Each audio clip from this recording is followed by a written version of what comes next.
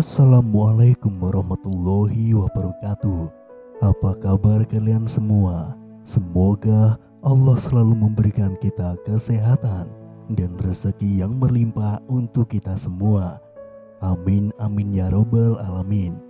Bantu channel ini dengan cara subscribe dan semoga kisah ini bisa bermanfaat untuk kita semua. Kisah wanita tua yang telah menabung selama 40 tahun. Suatu hari ia menemukan rekening banknya kosong. Hartati adalah seorang wanita yang sangat hemat dan tabungannya sangat luar biasa. Pada saat dia berusia 80 tahun, dia telah mencapai tujuannya dan ingin mengejutkan putranya. Tetapi pada suatu hari, dia pergi ke bank untuk melakukan setoran terakhir dan menemukan uangnya hilang. Kemudian bank memberitahukan sesuatu yang mengejutkan. Ibu Hartati pergi ke bank untuk menyetorkan cek terakhir ke rekening yang substansial.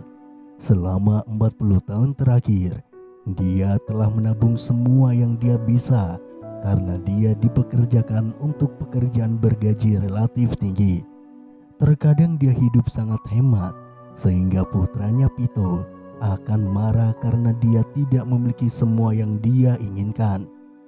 Tapi Hartati membelikan semua yang dia butuhkan dan menyelamatkan segala sesuatu yang lain, meskipun banyak permintaan sebagai seorang anak. Kontribusinya berkurang ketika dia pensiun pada usia 65 tahun, tetapi dia masih konsisten karena dia memiliki tujuan dalam pemikirannya. Pemakamannya bisa mahal dan masa depan tidak pasti. Lebih baik menyelamatkan semua yang dia bisa selagi dia bisa. Pada usia 80 tahun, dia akhirnya mencapai tujuan terakhirnya. Itu adalah jumlah uang yang signifikan yang dia putuskan untuk segera diberikan kepada Pito. Dia cukup uang untuk membayar pemakamannya saat harinya tiba nanti, yang seharusnya berjumlah sebagian kecil dari tabungannya itu. Dan dia bisa melakukan apapun yang dia inginkan dengan sisanya. Dia berharap dia akan mengerti sekarang mengapa dia begitu hemat. Di bank, dia menunjukkan ID-nya ke Tyler sebelum menanyakan tentang saldonya. Dia ingin tahu seberapa banyak di rekeningnya sebelum dia menyetorkan ceknya untuk memastikan. Tapi Tyler memiliki sesuatu yang mengejutkan untuk dikatakan. "Bu, sepertinya tidak ada apa-apa di rekening Anda. Tidak ada uang di sini," ujar wanita baik hati yang melayaninya. "Apa? Tidak mungkin. Itu tidak mungkin. Bisakah kamu memeriksanya sekali lagi?" Hartati meminta, tangannya gemetaran karena gugup. "Maaf, saya sudah memeriksanya dengan benar. Tidak ada uang di sini," kata wanita itu lagi. Hartati mulai mengalami hiperventilasi di tempat dan menggelengkan kepalanya dengan cepat ke depan dan ke belakang. Ini tidak mungkin terjadi. Semua kerja kerasnya hilang. Tyler meminta bantuan dan penjaga keamanan mengambil kursi untuknya duduk. "Ibu, tolong tenang. Saya akan memanggilkan manajer dan kita akan menyelesaikan ini sampai tuntas," dia meyakinkan Hartati yang mengangguk sebagai tanda terima kasih. "Ibu, sepertinya ada kesalahan di akun Anda. Tapi jangan khawatir, kami akan segera memperbaikinya." Manajer bank mulai mengetik komputernya. Hartati tidak tahu apa yang dia katakan, tapi bagaimana uang itu keluar.